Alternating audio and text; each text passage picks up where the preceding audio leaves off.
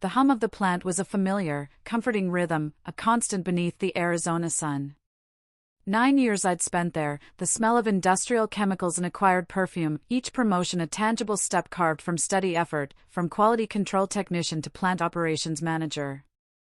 It wasn't glamorous, but it was solid, built brick by brick, just like the life I was rebuilding. At 34, divorced for 3 years, my world revolved around Nathan, 8, and Lily, 6.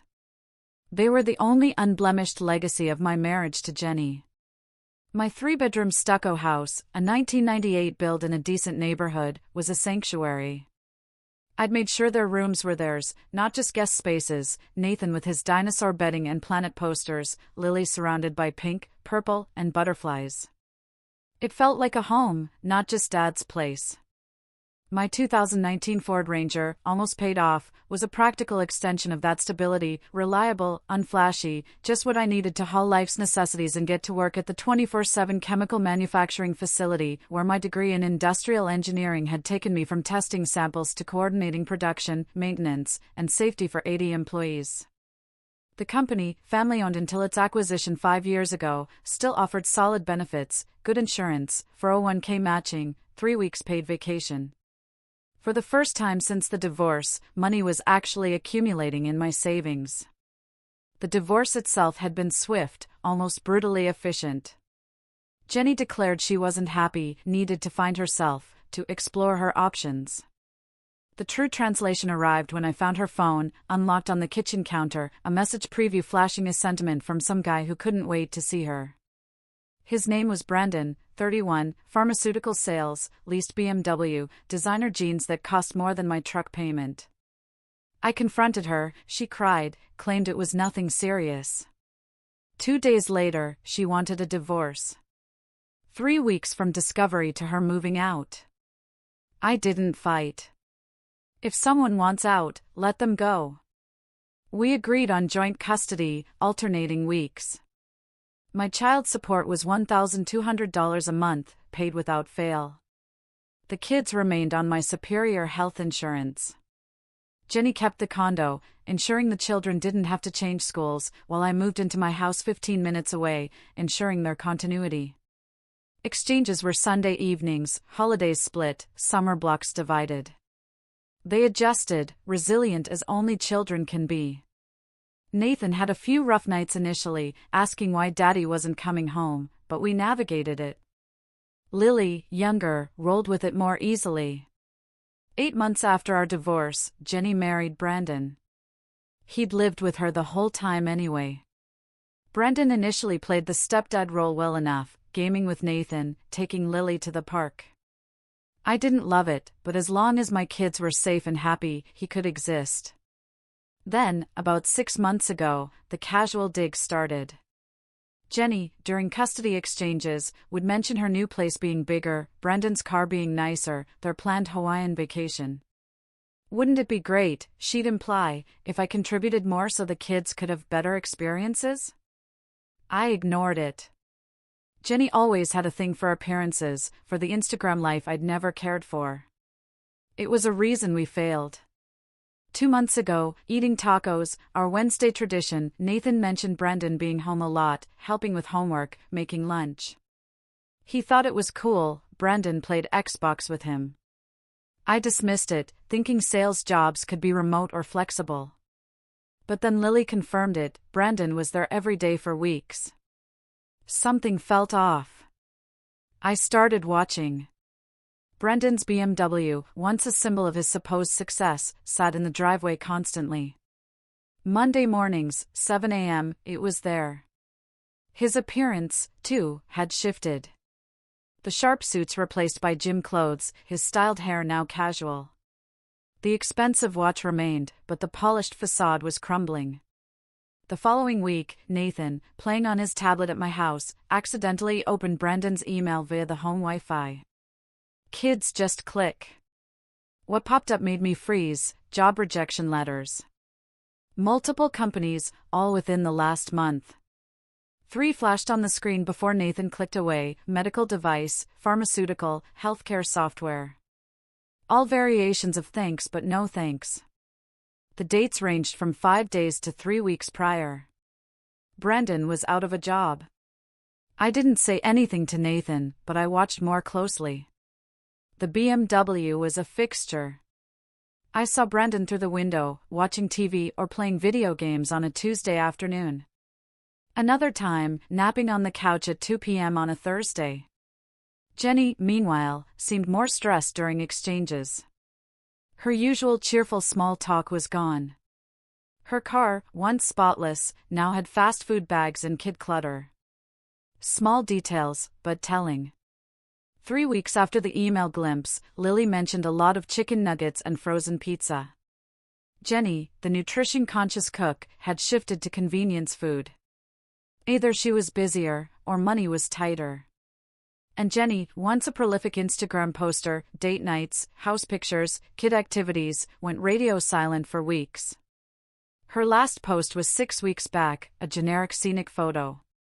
A woman who posted 3 times a week, gone quiet. Definitely something was up. Then, 3 weeks ago, a text from Jenny, "Can we talk?" Important. About the kids' future. We met at a generic chain coffee shop near her place. I arrived early, ordered black coffee, sat in a corner. She was 10 minutes late, unusual for her.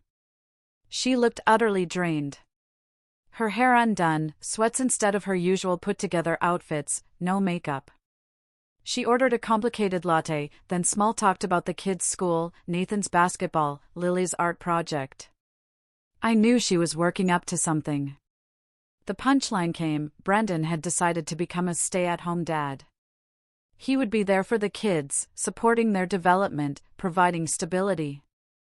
It was better for everyone. She claimed they were struggling, relying solely on her dental hygienist income. The house payment, the car leases, the lifestyle, all stretched thin. Since I made more, it was only fair I contribute more to the kids' expenses. I asked what made Brendan decide to stay home. Stressful, unfulfilling job, she said. He wanted to be more present, and the kids loved having him around. His contribution was valuable, even if not financial. How much more? I asked. She slid a paper across the table, a proposed modification. She wanted $3,600 a month, triple my current payments. It was already drafted, probably by some helpful lawyer friend. I read it slowly. The justification: my income had increased, and the kids deserved to benefit. With Brendan at home, the household needed additional support to maintain the children's quality of life. The document detailed their expenses: a $2,400 mortgage, $1,100 in car payments, insurance, utilities, groceries, kids' activities, clothing. It painted a picture of dire struggle. My favorite line was at the bottom, stating I owed them a comfortable life because I was the higher earner, and it was my responsibility to ensure the children didn't suffer due to Brendan's career change. Them, not the kids. I put the paper down. She actually believed this. That I should triple my child support so her new husband could play video games with my son during work hours. I told her I'd think about it. She got annoyed, said she hoped I'd be mature, put the kids first. She threatened legal action, an emergency motion. Her lawyer, she claimed, said judges were sympathetic to financial hardship. I finished my coffee and left. Sleep was impossible that night. My ex-wife, who cheated, divorced me, married her affair partner, now wanted me to fund his unemployment. The entitlement was staggering. But anger wouldn't solve it. Logic would. Planning would. First, I called a new lawyer. Not my divorce attorney, this needed someone more aggressive. I found Patricia, a family law attorney known for her tenacity, and her paralegal got me in that afternoon. Her office was downtown, professional but not pretentious. Patricia, mid-50s, practical, firm handshake, told me to sit and tell her everything. I laid it all out: the divorce, my consistent payments, Brendan, the changes, Jenny's proposal. She reviewed Jenny's document and actually laughed. Legally nonsensical, she called it. Child support is about parents' incomes and children's needs, not funding a step-parent's lifestyle choices. A new spouse's voluntary unemployment, she explained, wasn't a material change justifying increased obligations. She asked for documentation regarding Brandon's employment. I told her about Nathan, the emails, Jenny's stress, Brandon's changed appearance. Patricia said we needed more. She filed a discovery request, forcing Jenny to disclose their complete financial situation, bank statements, tax returns, employment records, expenses. If they claimed hardship, they had to prove it. Her paralegal sent the request certified mail, with a 30-day deadline. Refusing compliance looked like hiding something. While we waited, Patricia advised me to document everything: interactions with Jenny and Brandon, kids' comments, texts, emails, my own children-related expenses, a timeline of Brandon's employment changes. I started a binder, chronologically organized, color-coded tabs. Printed divorce emails, screenshots of my bank statements showing 3 years of on-time support payments. Receipts for kids' expenses I'd covered beyond support: birthday gifts, school supplies, clothes, medical reimbursements. The medical reimbursements were interesting. Our agreement: I paid for health insurance, we split copays 50/50.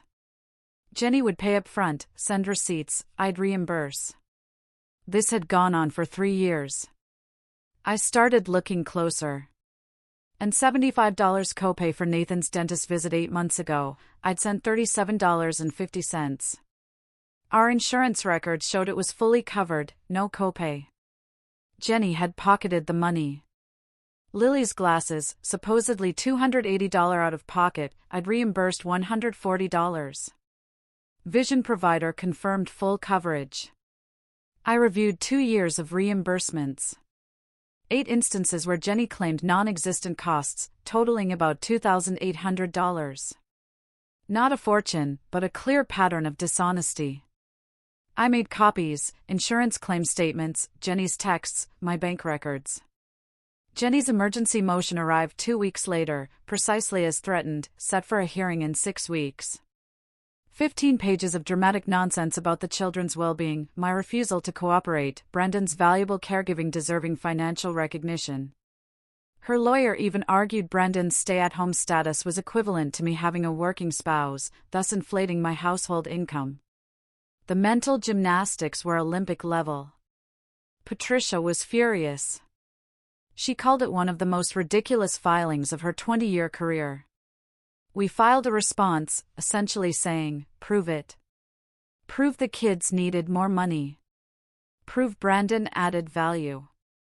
Prove the household genuinely struggled and wasn't just funding an unaffordable lifestyle. 3 weeks before the hearing, discovery responses came back. It was a gold mine. First, Brandon hadn't quit his job. He'd been fired 6 months ago for missing sales quotas 3 quarters in a row. Warnings, performance plans, then termination. He'd been collecting unemployment, pretending everything was fine. Second, their finances were a disaster. 7 months behind on the new house mortgage. Brandon's $850 per month BMW lease was 2 months overdue. Over $43,000 in credit card debt, mostly for vacations, designer clothes, and restaurants. They'd been living like millionaires on a dental hygienist's salary. Third, Jenny had been pocketing my medical reimbursements, using our health insurance without telling me, then claiming out-of-pocket costs. Receipts for a spa trip, coincidentally costing exactly what I'd sent for Nathan's dental work that month. Fourth, Brandon had applied for over 60 jobs in 5 months and been rejected by all. His resume was full of exaggerations. The stay-at-home dad thing was a cover story. Fifth, Jenny had been telling her coworkers I was a deadbeat dad, sharing screenshots of texts calling me selfish, cheap for driving a Ford, saying the kids were embarrassed by my house. Patricia organized everything into a new binder: bank statements, texts, employment records, credit reports, medical receipts, cataloged, cross-referenced. She built a timeline: Brandon's job loss, financial problems, Jenny's pressure. We even checked Brandon's social media. The absolute genius had been posting on Instagram about his stay-at-home dad life, gym selfies at 10 a.m., coffee at expensive cafes in the afternoon, golfing with buddies on Tuesday mornings. Multiple check-ins at bars and restaurants during school hours. My favorite, a post with him playing video games, caption, living the dream. No job stress, no boss breathing down my neck, just quality time with the family. Stay-at-home life hits different. Yes, it hits different when someone else is paying your bills. Jenny's social media, too, revealed her complaints in a private Facebook group about her financial situation, how unfair it was that I made more and refused to help. One friend suggested taking me to court. Jenny responded her lawyer said it was a slam dunk, judges always sided with the custodial parent. That comment became Exhibit F. We subpoenaed the kids' school records, attendance, grades, teacher comments. Nathan had perfect attendance, honor roll. Lily read above grade level, won an art award. Their teachers noted happy, well-adjusted, engaged students. The kids were thriving. Brendan and Jenny were drowning in their own poor choices. Patricia filed our counter motion a week before the hearing. We went on offense, requested a support reduction based on Jenny's actual household income and the fact Brendan should be contributing. Even if he was voluntarily staying home, his previous income should be imputed. Courts don't allow parents to voluntarily reduce income to increase the other parent's obligation. We requested reimbursement for the $2,800 in medical fraud and, crucially, attorney's fees. Jenny's motion was frivolous, a waste of court time and my resources. She would pay my legal bills. The hearing was a Thursday afternoon. I took the day off, wore a suit, brought my binder. Patricia looked ready for war. Jenny arrived with her lawyer, who seemed considerably less confident. Brendan, in khakis and a polo, looked like he was at a country club interview. Jenny looked nervous. The judge, a woman in her late 50s known for not tolerating nonsense, quickly took charge. Jenny's lawyer delivered a sob story about their hardship, Brendan's admirable choice, my increased income, and the kids' right to benefit. He presented their budget, showing they barely scraped by on Jenny's income. Then Patricia stood. Methodically, she dismantled every argument. Brendan's termination papers. Bank statements showing reckless spending. Instagram posts of him at the gym or golfing during school hours. Texts where Jenny called me a deadbeat despite my perfect payment record. The judge's expression shifted from neutral to annoyed. When Patricia presented the medical expense fraud, Jenny's face went pale. She tried to interject, but the judge silenced her.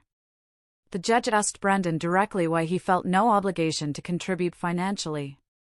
He stumbled through an answer about being there for the kids, the value of caregiving. The judge asked what he did between 9 a.m. and 3 p.m. when both children were at school. Brendan had no good answer. She asked Jenny why she thought I should cover her husband's unemployment. Jenny mumbled about consistency, maintaining lifestyle. The judge pointed out the children were with me 50% of the time, thriving in school, showing no hardship in either household. The lifestyle Jenny wanted to maintain, the judge observed, appeared to be her own. Finally, the medical reimbursements. Jenny tried to explain she'd intended to use the money for the kids, that it wasn't technically fraud. The judge noted that misrepresenting medical expenses for funds was fraud. Small scale, but fraud nonetheless. The ruling landed like a hammer. Motion to increase child support, denied. Brendan's voluntary unemployment was not a valid reason. Jenny's financial mismanagement was not an emergency. Request to reduce my support payments, partially granted. The judge imputed Brendan's previous income into their household calculation, reducing my monthly obligation by $200. I would now pay $1,000 instead of $1,200. Reimbursement for medical expenses, granted in full. Jenny had to pay me back $2,800 plus interest. Attorney's fees, granted. Jenny was responsible for my legal costs, totaling about $8,500. The judge also mandated documentation for all future medical reimbursements and warned against inflated costs. Jenny started crying. Brandon looked as if he'd been hit by a truck. Their lawyer was already packing his briefcase. But the judge wasn't done. She asked Jenny about the text messages disparaging me. Jenny mumbled about frustration. The judge, in a severe tone, warned about parental alienation and potential custody modification. She noted my stable housing, employment, and consistent payments. She stated that another frivolous motion would lead her to consider granting me primary placement. Jenny's lawyer tried to object, but the judge shut him down, suggesting he review state bar guidelines on frivolous litigation. Court adjourned. In the hallway, Brandon tried to approach me, claiming it wasn't personal, that they were desperate. I gave him 2 minutes. He launched into a story about how devastating losing his job had been, how being home with the kids gave him purpose. He seemed to genuinely believe it. I asked him why he thought it was my responsibility to pay his bills. He had no answer. I told him I'd worked my rear off for 9 years, made sacrifices for my kids, paid on time, kept them insured. I wasn't going to fund his and Jenny's bad financial decisions. The judge just told him to get a job. He walked away. Jenny emerged moments later, red-eyed and angry. She accused me of humiliating her, of choosing money over the kids' well-being. I reminded her she filed the motion, she dragged us to court. I merely defended myself. She warned the kids would remember. I told her the kids were thriving. The only well-being at risk was hers, because she married someone who couldn't hold a job and then tried to make it my problem. Patricia pulled me away before I said more. We left the courthouse and had lunch. Patricia called it one of her most satisfying hearings in months, judges despising such manipulative attempts. I paid her bill the next week, it was worth every penny. The $2,800 reimbursement arrived in my account 3 weeks later, paid in 2 installments. Jenny paid the $8,500 attorney's fees in $500 monthly increments after Patricia itemized every hour. 17 months of reminders. My reduced child support kicked in immediately, the extra $200 going straight into college funds for Nathan and Lily. They don't know it yet, but by 18, each will have a decent chunk for school. 2 weeks after the hearing, Jenny texted, asking if I could take the kids an extra night each week due to her changed work schedule. I replied, sure, as long as we adjust the support calculation accordingly. She never brought it up again. Brandon found a job 3 weeks after court. Nathan mentioned it, front desk at a gym. Lily said he seemed grumpy about it. He'd gone from an estimated $70,000 in pharmaceutical sales to $14 an hour checking people in. Jenny stopped the digs about my house or truck. Custody exchanges became silent transactions. She pulled up, I walked the kids out, they got in, she drove away.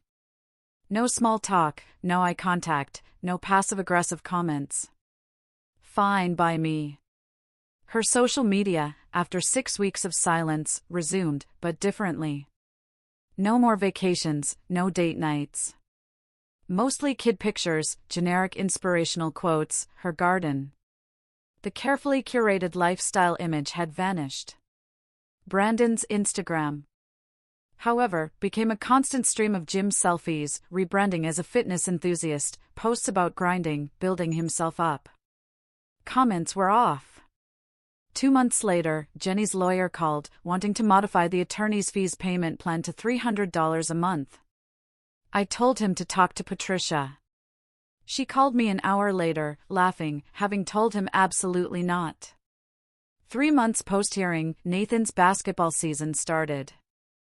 I coached, terrible as I was, but the kids thought it was funny.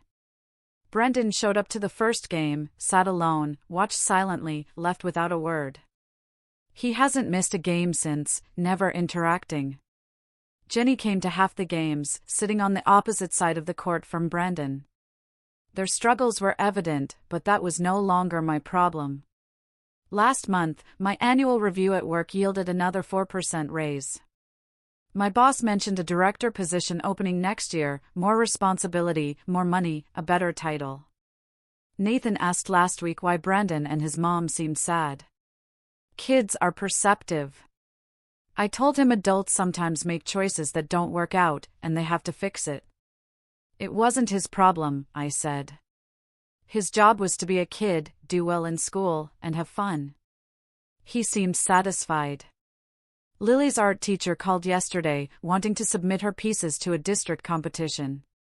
Of course, I said yes. The kids are thriving. That's what matters. Jenny and Brandon are dealing with reality now. His front desk job barely covers his car payment. Her income supports the house payment and basic expenses. The designer lifestyle collapsed. They'll likely have to sell the house, downsize. The BMW lease is up in 4 months, they won't renew it. Meanwhile, I'm coaching basketball, working toward a promotion, watching my kids succeed. The college funds are growing. My credit score is excellent. My house payment is manageable. My truck runs perfectly. Last week, Brendan sent me a text, his first direct contact since court. He asked for advice on getting back into professional sales, said his current job wasn't working out, wondered if I knew anyone hiring. I left it on read. This morning, Jenny called, an actual phone call, not a text. She apologized, claimed stress and poor decisions, hoped we could co-parent more cooperatively. I told her our co-parenting was fine. The schedule worked, kids were happy, everything was stable. If she wanted to change something, she could put it in writing and send it to Patricia. She said that seemed harsh. I reminded her she took me to court, tried to triple my child support, accused me of not caring about my kids, made me spend months and thousands defending myself. If she wanted cooperation, she could start by following the court order and making her attorney fee payments on time. She hung up. He settled into his routine, coaching basketball, preparing for a promotion, watching his children flourish, and wondered if, amidst their struggle, Jenny and Brendan had truly grasped what earning a comfortable life actually meant.